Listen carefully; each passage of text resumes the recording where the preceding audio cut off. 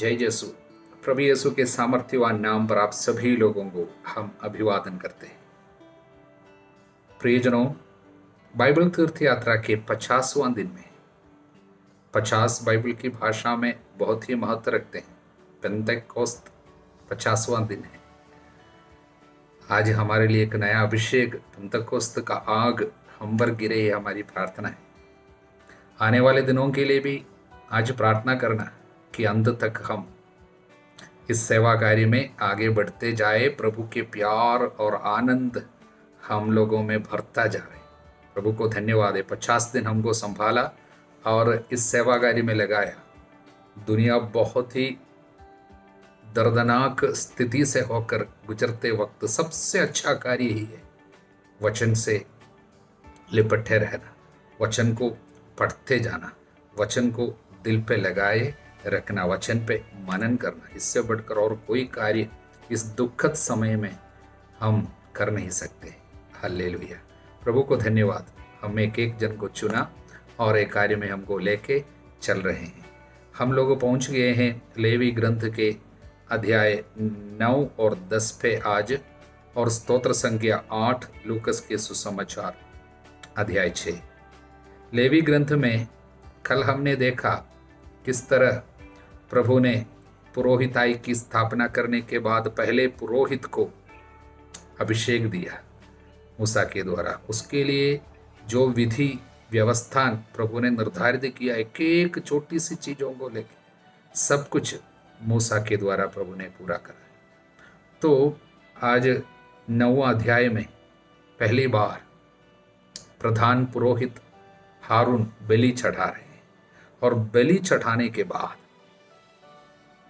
उसने क्या किया? वचन 22, हारून ने इस प्रकार प्रायश्चित बलि, होम बलि, शांति बलि की विधि संपन्न करने के बाद अपने हाथ समुदाय की ओर फैलाकर लोगों को आशीर्वाद दिया।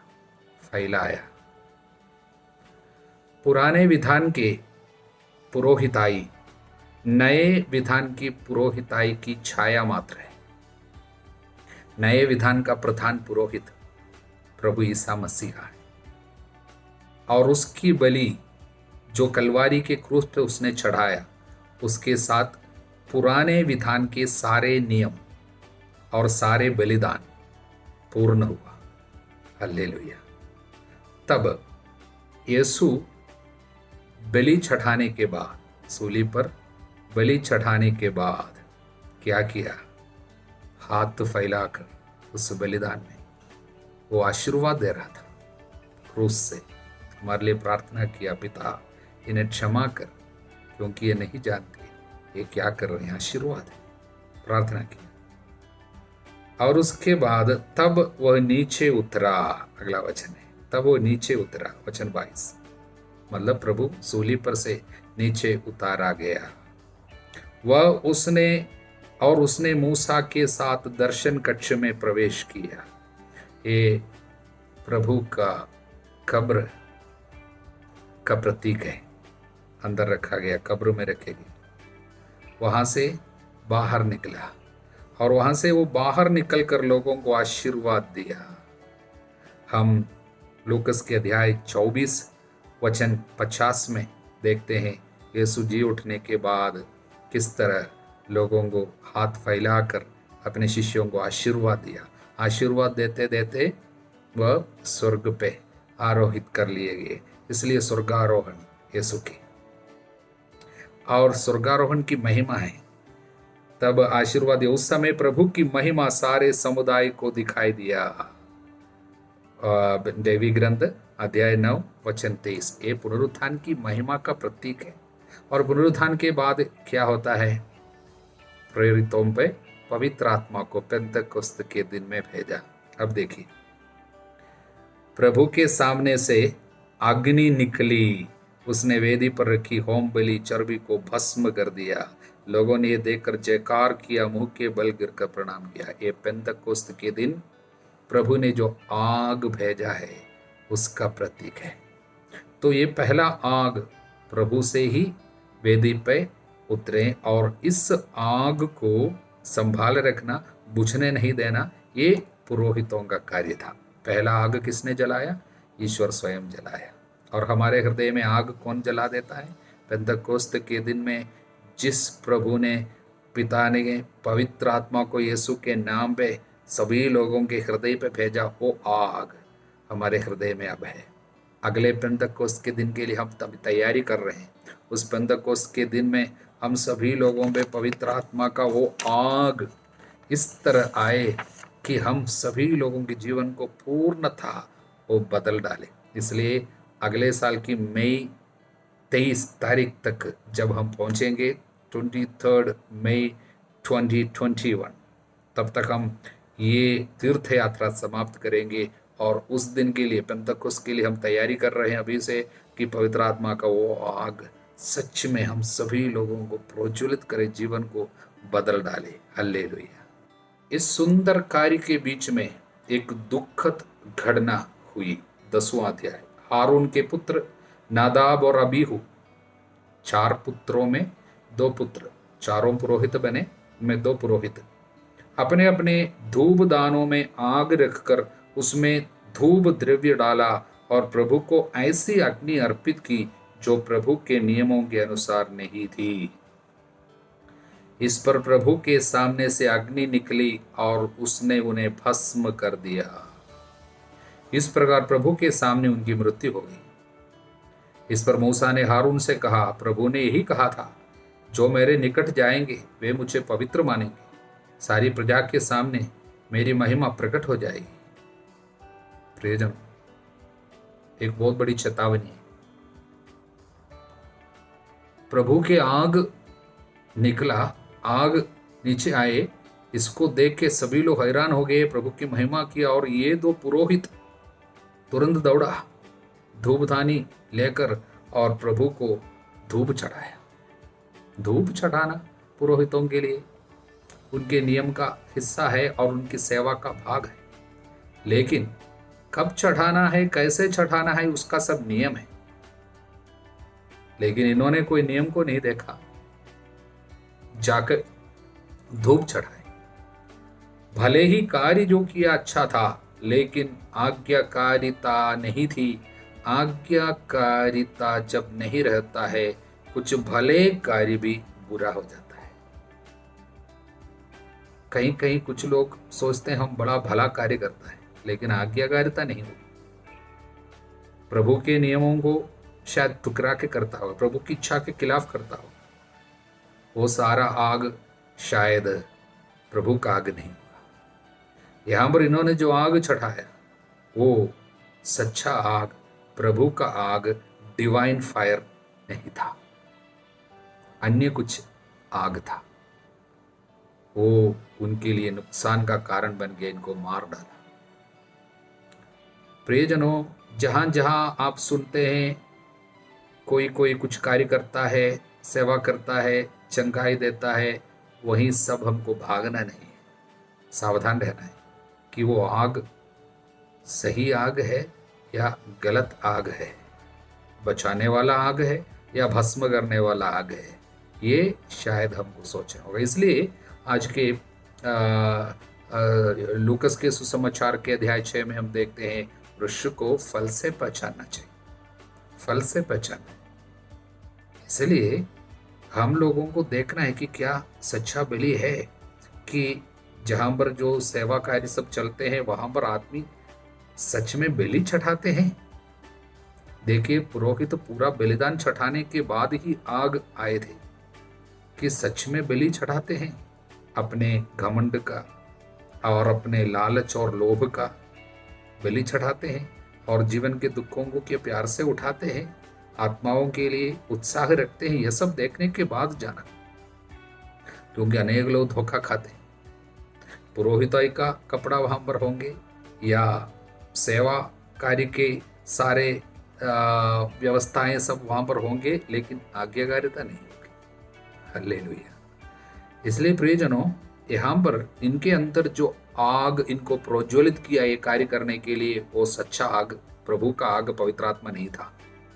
शायद इन्होंने दूसरों को दिखाने के लिए दौड़ के कुछ सेवा किया होगा, दिखाने का। इसको हम लोग पाखंड कहता है बाइबल में, पाखंड। दिखावा। बाइबल कहता है इन लोग जुबान से मेरी आराधना तो करते, हृदय मुझसे दूर है, कोई प्यार नहीं, दिखावा। कभी घमंड के कारण कुछ लोग सेवा करते, कुछ लोग लालच लोभ के कारण काम करता होगा। इस तरह के सारा कार्य तकलीफ लाएगा। सच्चे दिल से प्रभु की सेवा होनी चाहिए। इसलिए हम लोग पेंतकोस्त के आग गिरने के बाद हम लोग बाइबल में देखते हैं प्रेरित चरित्र में, पेंतकोस्त में जो पवित्र आत्मा का आग आए थे, लोगों के हृदय में गिरे और लोग सब, काफी लोग ये आग हृदय में लेकर सेवा करने के लिए निकले और लोग बहुत अच्छे सेवा करते थे। उदाहरण के लिए हम बाइबल में प्रेरित चरित्र से हम पढ़ते हैं, इस तरह है कि क्या करते थे, लोगों को जब ये कृपा मिली अंतरतः में प्रभु की आत्मा आए, उन लोग अध्याय 4 प्रेरित चरित्र वचन 34 से, उनमें कोई कंगाल नहीं था, क्योंकि जिनके पास खेत या मकान थे वे उन्हें बेच देते और कीमत लाकर प्रेरितों के चरणों में अर्पित करते थे, बलि चढ़ा रहे। प्रत्येक को उसकी आवश्यकता के अनुसार बांटा जाता था। यूसुफ नामक लेवी वंशी का जन्म कुप्रुस में या साइप्रस बोलता है हुआ था। प्रेरितों ने उसका उपनाम बरनबास अर्थात सांत्वना का पुत्र रखा था। उसकी एक जमीन थी, उसने उसे बेच दिया, उसकी कीमत लाकर प्रेरितों के चरणों में अर्पित कर दी और सारे लोग इसके विषय में सुना, इनकी चर्चा फैल गई। तब जाके अगला अध्याय 5, आननियास नामक व्यक्ति ने अपनी पत्नी सफीरा के साथ परामर्श करने के बाद एक खेत बेच दिया। उन्होंने सुना उन लोग भी सेवा करता, उन लोग ऐसा करता है, और सेवा करने वाले इस तरह बलि चढ़ाने वालों को सब लोगों के बीच में, विश्वासियों के बीच में काफ़ी नाम था। उनको संत कहते थे पुराने समय में, मतलब जो सब कुछ अर्पित करते थे, उनको सब बड़ा नाम था। और ये अननियास और सफीरा ने ये देखा और इन लोग भी प्रेरित हो गया, मतलब उनके अंदर भी एक प्रेरणा है, सब लोग कर रहे हैं तो हम भी करेंगे। लेकिन उनके अंदर जो कार्य कर रहा था वो सच्चा आग नहीं था, सच्ची आत्मा नहीं थी। उसने अपनी पत्नी के जानते उसकी कीमत का एक अंश अपने पास रखा और दूसरा अंश लाकर प्रेरितों के चरणों में रख दिया, मानो सब कुछ समर्पित कर रहा। इसको कहता है दिखावा, पाखंड।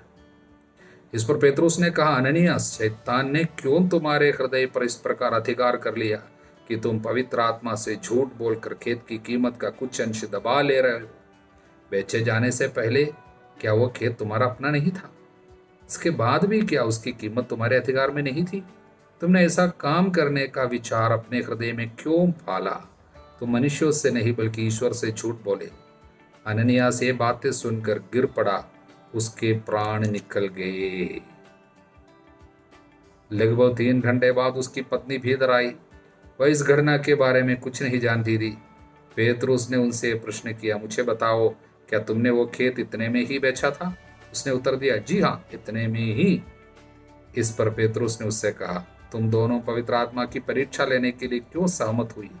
सुनो, जो लोग तुम्हारे पति को दफनाने गए थे वे द्वार पर आ रहे हैं, अब तुमको भी ले जाएंगे।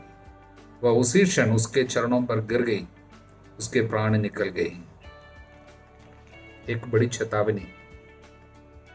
पति पत्नी को जो प्रेरणा अंतर से दे रहे थे वो दूसरा कुछ आत्मा था। सेवा के नाम से अनेक लोग इस तरह कार्य कर रहे हैं। सेवा बाहर से दिखने से लगेगा बढ़िया सेवा कर रहे हैं, लेकिन दूसरे किसी ने ऐसा किया इसलिए और हम कुछ करेंगे, उनको ये मिला हम भी ये पाएंगे, उन्होंने वहाँ पर 100 रुपया दिया हम 200 देगा, वहाँ पर चर्च के लिए किसी ने इतना दिया हम और कुछ देगा।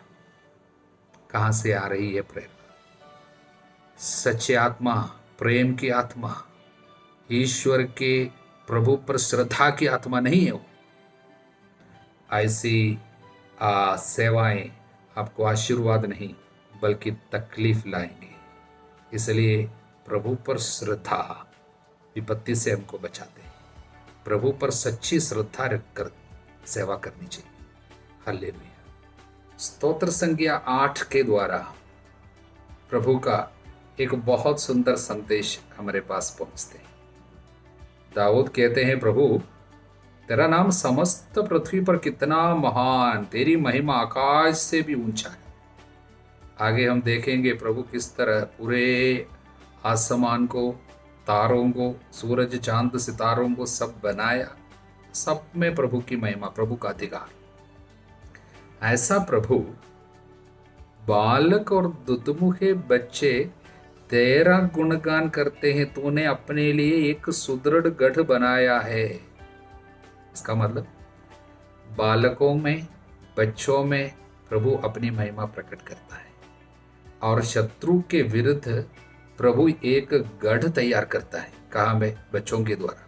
मतलब नन्हे से बच्चों के मुंह में प्रभु स्तुति रखते हैं, प्रार्थना रखते हैं, अपना नाम रखते हैं। वे जब स्तुति करेंगे, बालक और दुधमुखे बच्चे जब स्तुति करेंगे, वो एक गढ़ बन जाता है, शत्रु सामना भी नहीं कर पाएगा। स्तुति की शक्ति है, ताकत है, लेकिन विशेषकर बच्चों के द्वारा। देखिए, इसके द्वारा प्रभु एक विशेष संदेश जो बाइबल में बराबर दिखाई देता है, उसको हमारे सामने रखता है। वो क्या है? दुनिया की दृष्टि में जो चीजें तुच्छ है, नगण्य है, छोटा है, उसको प्रभु बड़े कार्य के लिए इस्तेमाल करता है। हमारी दुर्बलताओं में वो अपना सामर्थ्य प्रकट करता है। बाइबल में इसको बार बार नए विधान में, विशेषकर संत पौलुस के द्वारा उनके पत्रों में हमको देखने को मिलेगा। उदाहरण के लिए कुरिन्थियों का पहला पत्र अध्याय 1 वचन 27 से, ज्ञानियों को लज्जित करने के लिए ईश्वर ने उन लोगों को चुना है जो दुनिया की दृष्टि में मूर्ख है। शक्तिशालियों को लज्जित करने के लिए उसने उन लोगों को चुना है जो दुनिया की दृष्टि में दुर्बल है। गण्य मान्य लोगों का घमंड चूर करने के लिए उसने उन लोगों को चुना है जो दुनिया की दृष्टि में तुच्छ और नगण्य है। प्रभु का कार्य ऐसा है प्रियजनों। और प्रभु इसलिए ये शब्द बाद में यीशु स्वयं मंदिर पे इस्तेमाल करते हैं। हम देखते हैं जब बच्चे स्तुति कर रहे थे, हल्लेलुया गा रहे थे, होसाना बोल रहे थे, तब फारिसी और शास्त्री लोगों ने आकर बोला, ये बच्चों को चुप करा दो। तब प्रभु ये बोले, क्या आपने सुना नहीं? बालक और दुधमुखे बच्चे तेरा गुणगान करेंगे, कर्क वचन है, ये वचन दोहराया। हल्लेलुया। इसलिए प्रियजनों, बच्चे जैसे हमें बनने के लिए प्रभु बार बार कहते हैं, बच्चों को पास बुलाता है और बच्चे जैसे बनने के लिए कहते हैं। इसका मतलब विनम्रता के साथ, घमंड छोड़कर, सच्चे हृदय से, कोई दिखावा नहीं, बच्चों में कोई दिखावा नहीं, वो निर्मल हृदय से, पवित्र हृदय से वो रहते हैं। उसी तरह हमको प्रभु की आराधना करनी है, उसकी स्तुति करनी है। किसी को दिखाने के लिए हमको स्तुति नहीं करनी है, ना प्रार्थना करनी है, और दूसरे किसी मकसद को लेके हमको प्रभु की सेवा नहीं करनी है। ये सारा संदेश प्रभु हमको आज देते हैं। और आगे कहते हैं, जब मैं तेरे बनाए हुए आकाश को देखता हूँ, तेरे द्वारा स्थापित तारों और चंद्रमा को, मैं सोचता हूँ मनुष्य क्या है जो तो उसकी सुधि ले, ये आदम का पुत्र क्या है जो तो उसकी देखभाल करे।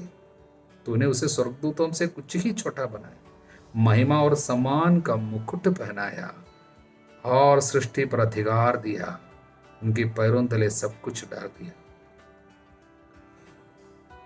प्रियजनों, दाऊद कहते हैं, सब कुछ को बनाने वाले प्रभु हमारे बारे में सोचता है, एक एक व्यक्ति के बारे में सोचता है। ये पूरी दुनिया के ऊपर मनुष्य को अधिकार दिया। सब कुछ को बनाने वाले प्रभु हमारी आत्मा के लिए भूखा है। ये बात क्या आप सोच सकते हैं? सब कुछ को शब्द मात्र से बनाने वाले प्रभु हमको बचाने के लिए क्या क्या नहीं करते हैं, अपने इकलौते बेटे को भी दे दिया। इसलिए प्रियजनों, ये वचन के द्वारा प्रभु हमको ये सांत्वना देता है, तुम मेरे हो, मैंने तुमको बनाया, मैं तुझे प्यार करता हूँ। समस्त पृथ्वी पे तुम्हारी आत्मा के लिए ही मैं ये सब कुछ करता हूँ। इसलिए प्रियजनों, हमारी चिंताएं, डर सब दूर जानी चाहिए। प्रभु हमारा ख्याल रखता है और हमको इस दुनिया पे प्रभु एक अधिकार दिया है। वो अधिकार प्रभु की महिमा के लिए हमें इस्तेमाल करना है। सब कुछ के ऊपर प्रभु हमको अधिकार दिया है, इसलिए हमको डरना नहीं है, चिंता नहीं करनी है, बल्कि प्रभु के लिए जीना है, प्रभु की आराधना करनी है, अपनी आत्मा को नष्ट होने से बचानी है। हालेलुया। पुराने विधान के सारे नियम के पीछे प्रभु का हृदय था, क्या है? सबों को बचाना है। इसके लिए तो नियम दिया था, लेकिन धीरे धीरे नियम के पीछे प्रभु जो छिपा कर रखा था, उसकी आत्मा जो है वो लोगों के हृदय से चला गया, केवल नियम का पालन करता था। इसलिए उन लोग साबत मानना है और अन्य जो भी नियम है आराधना से जुड़ी हुई, सारे नियम बहुत ज़्यादा उस पर जोर देते थे, लेकिन दया, करुणा, आत्माओं को बचाने का कार्य, एक एक व्यक्ति को बचाने का कार्य, वो सब चला गया। इसलिए प्रभु यीशु नियमों के अंतरतम में जो चीज चली गई थी अंदर से, उसको फिर से लाते। आज हम लूकस के सुसमाचार के अध्याय 6 में हम देखते हैं किस तरह विश्राम के दिन से जुड़ी हुई नियम को प्रभु तोड़ते हैं। वो तोड़ने के लिए केवल नहीं था, वो उसके द्वारा प्रभु एक संदेश देना चाहा। वो संदेश यह है, आदमी को प्यार करना, मनुष्य को बचाना और भलाई करना, ये सारी चीज नियम से भी बढ़कर है। मैं बलिदान नहीं, दया चाहता हूँ।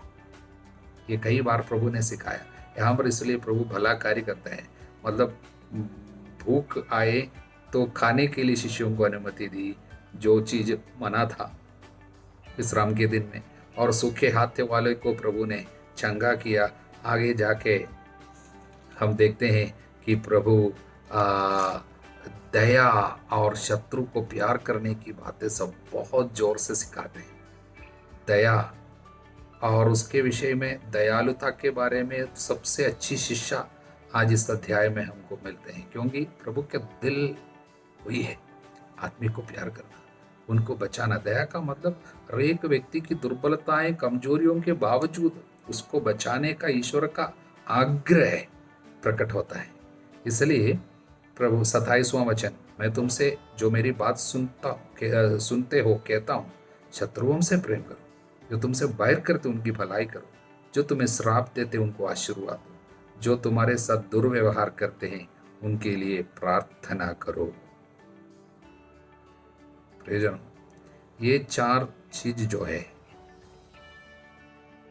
इसको पंडित लोग दया की सीढ़ियां कहते हैं, द लैडर ऑफ कंपैशन। 4 पड़ाव है। 36वां वचन में हम देखते हैं, अपने स्वर्गीय पिता जैसे दयालु बनो। मत्ती के सुसमाचार में अपने स्वर्गीय पिता जैसे परिपूर्ण बनो। किस तरह परिपूर्ण बने? स्वर्गीय पिता की तरह दयालु बने। दया की पूर्णता ये कार्यों में है। कैसे है? शत्रु से प्रेम करना, जो बैर करते हैं उनकी भलाई करना, जो श्राप देते हैं उनको आशीर्वाद देना, जो हमारे साथ दुर्व्यवहार करते हैं उनके लिए प्रार्थना करना। आगे प्रभु कहता है, जो तुम्हें प्यार करते हैं उन्हीं को तुम भी प्यार करते हो। पुरस्कार का दावा कैसे कर सकते? सब लोग ऐसा करते हैं। पापी पापी को प्यार करते हैं, चोर साथी चोर को प्यार करते हैं, आतंकवादी साथी आतंकवादी को प्यार करते हैं।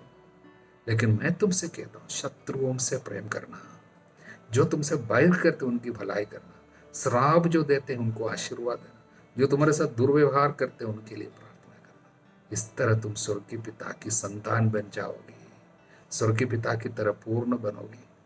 यही है हर एक नियम के अंतरतम में अंदर बैठे हुए ये आत्मा ही है प्रभु का। पुराने विधान में भले ही हमको लगेगा कि नियम सब बहुत कटु था, बहुत स्ट्रिक्ट था, यह सब किस लिए था? मनुष्य की आत्मा नष्ट न हो जाए, पाप से उनको बचाए। इसलिए प्रभु उस समय नियम बहुत कठोर रीति से शायद प्रकट किया है, लेकिन क्योंकि उस समय हृदय मनुष्य का ऐसा ही था, धीरे धीरे धीरे प्रभु प्रशिक्षण शिक्षा देते देते, वचन देते देते ईसा मसीह में अपने को पूर्ण रूप से प्रकट किया। अब हमको मालूम है हमें क्या करनी चाहिए। यीशु की तरह हमें दया दिखानी है, सबों को बचाने का आग्रह दिल में आएंगे, इसी को दया कहते हैं। प्रभु ईसा मसीहा की कृपा, ईश्वर का प्रेम, पवित्र आत्मा का साहचर्य अब सभी लोगों के साथ बनी रहे, अब सदा सर्वदा अनंत काल तक। आमीन।